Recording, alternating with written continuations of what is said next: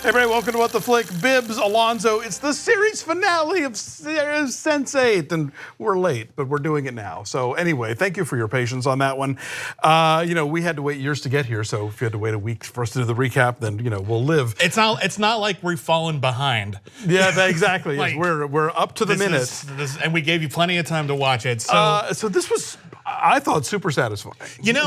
I was concerned when they said, okay, we're going to bring it back. We're going to bring it back for the equivalent of 2.5 episodes. Yeah. And when you have like this sort of last minute dash to finish a series, there's a couple of different ways that you can do it. Something like Angel, for example, found out it had a couple episodes to go. They rushed through some plot lines, and this decided to leave a lot of stuff hanging because who has the time? Right.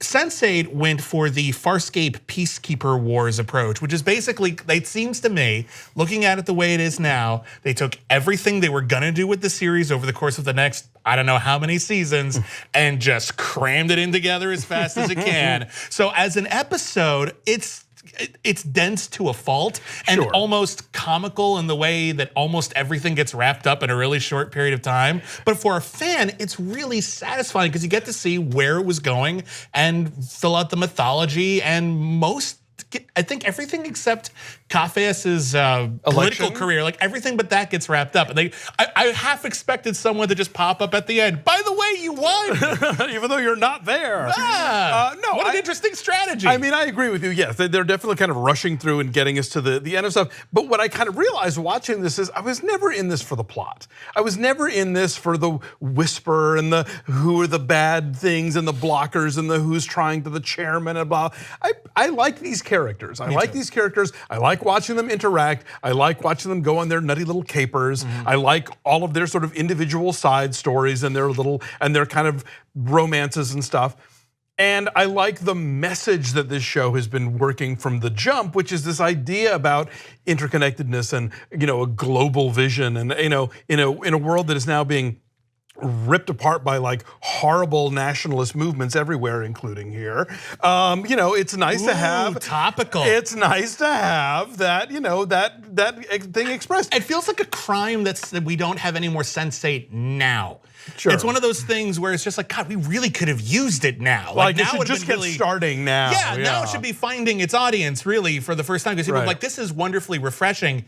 And even before the tide shifted in really dramatic ways, Sense8 felt really revolutionary and remarkable. Yes. And I consider it to be, and this is not an exaggeration, one of the best television shows of this decade. Oh, no question. I think it is not just bold in its choices, I think it's very novel and exciting in the way that it conveys its narrative. So I was very excited to see, even though it ended up dumping just a huge exposition dump. Sure. Like that's where a lot of these scenes are. I was thrilled to get all this stuff. I was thrilled to find out more of the mythology and get explanations for what Daryl Hannah was doing. And I don't know if I needed the whole like weird Avalon type Sense8s who live in like an awesome like bombed out castle. Oh right, yeah.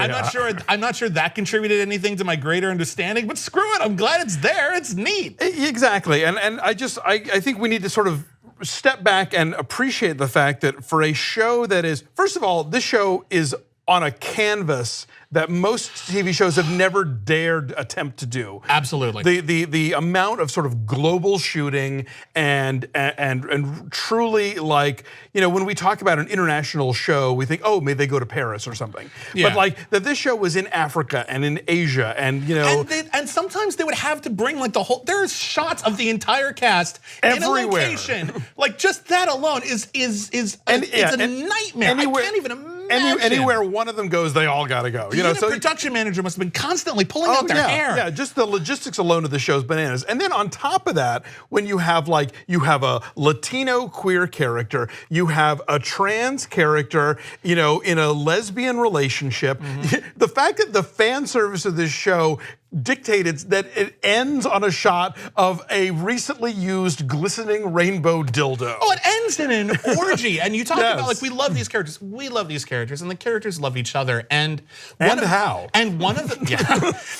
things that was really satisfying about this finale was, and we got it at the end of the last season, but we didn't get a chance to explore it, all of the Sense8s are in the same place, physically. Yeah. Yes. For a lot of it anyway. They branch off whatever, but they're there. And we get to see them physically interact, and we get to see their supporting casts interact. Yes. And this leads to a lot of shots of people just going, what? And then everyone just going, like, and that's fun and that's cute. But like when we wanted to see all of these worlds completely collide in their own place, and we got enough fun and games of it to really appreciate that. I love that the solution to the biggest love triangle in the series was screw it, polyamory. Yeah. Neat. And everyone's happy. That's great. Yes, no, totally. That is. It's the most obvious solution to every love triangle ever. Most movies won't even go down that route. Right? So for a TV show to do it, it was like extremely, like just so ahead of the curve. One of the great, I think it's going to be in the pantheon of TV weddings. I mean, really come satisfying. on. Really satisfying, and really not romantic. just for the location, but the writing was so good. Those vows were lovely. It was a gorgeous wedding. And a wedding episode is one of those episodes that in TV can just be a cheap shot. Yes. And like, it's a good excuse for everyone to get together, a whole bunch of drama to come together. But to have it at the end like that just feels like the perfect denouement. It's beautiful. And I love that when it all comes down to like, and we're gonna pay for your honeymoon, screw it, we wanna fuck. Like, and everyone just goes home and fucks. And it's just this huge, glorious, glistening orgy. And you talk about fan service, it's we love these characters, we want them to love each other, and it's great. But when you do look at the plot, we do have to address it. Okay, fine. There's a lot of things that come together as quickly as they can. Oh yeah. In ways that, obviously they wanted to do more. I'm sure they could have gotten a whole season out of the fact that Lita, the who winds up kidnapping Whispers and taking him to the helicopter. Oh, something like Lita, yeah. Her whole separate agenda. Oh, yeah. You could have gotten half a season out of that. Clearly, they wanted to go more into her cluster and Mr. Hoy's cluster, and we didn't. They had the perfect opportunity to wrap up the whole evil, homicidal brother stockbroker subplot. They had an opportunity to wrap that up at the end of last season. And I'm sure they had more to do with it, and clearly they just had to just sort of throw it. And by the way, that got resolved off camera. Oh, great. Okay, well, at least it did. Okay, fine. If you were watching Sense8 for the story and the plot, then I get that would be distracting. I guess my point is, for me, a lot of the plot of this show for the entire run was sort of like on Billions when they start talking about the stock market, and I'm like, okay, this is a thing, and we're just going to talk about it. I think the plot is important though, because what I like about the show is that it is all kinds of shows at once. Sure. It was a soap opera, it was a corporate thriller, it was a fugitive story. Every single narrative was its own world, and it was almost like a world of genres come clashing and colliding together, much like all the characters and their personal experiences do. And that's totally great. I'm just addressing like some of the things that they had to do. I think we should. What we see here is I'm sure we probably would have had an opportunity to build to a bigger, more maybe more elaborate climax, because ultimately it boils down to we kidnap Whispers, we give them back, and we blow up a helicopter. It's a little, when you think about just the grand scale of things and some of the amazing action sequences that we've had, it feels like they were kind of tied to a corner and like did the best that they could. We got to fix this BPO thing. Yeah, they really do. Like it's kind of weird. I do like, although they end up kind of reneging on it, that it boils down to is, and you got to kill Whispers, and everyone's like, well, we're trying not to be murderers, and it's sort of just like, oh yeah, murder. It's not a good thing. I like that there was and then they ended up blowing him up anyway. But was it a moral qualm about killing Whispers, or was it that they didn't think they were going to get Wolfgang back if they did? Well, I think it's an element of both. Is it not? I mean, I don't know. Because Wolfgang is a maniac. Wolfgang will kill anybody. No, I know, but not everyone else can. But at the moment, Wolfgang was the hostage. I think their whole, my read was their main interest in keeping Whispers alive was to be able to do a hostage exchange, not because they were so necessarily against the idea of murdering. Here's what I have a problem believing: that if this had happened and Wolfgang wasn't kidnapped and they had Whispers and they were told by this mysterious person they'd never met before, you have to kill Whispers, that'll solve everything. I don't believe everyone in the group would have just gone downstairs and shot him in the head in cold blood. This is true. I think that would have, I don't buy that from the character. Yes. So I think there was an element, but you're right, it's not addressed. A lot of things aren't addressed. Everything is moving really, really quickly. I want to talk about the funniest thing in the episode. What's that? The actor was Leto. Uh-huh. Okay.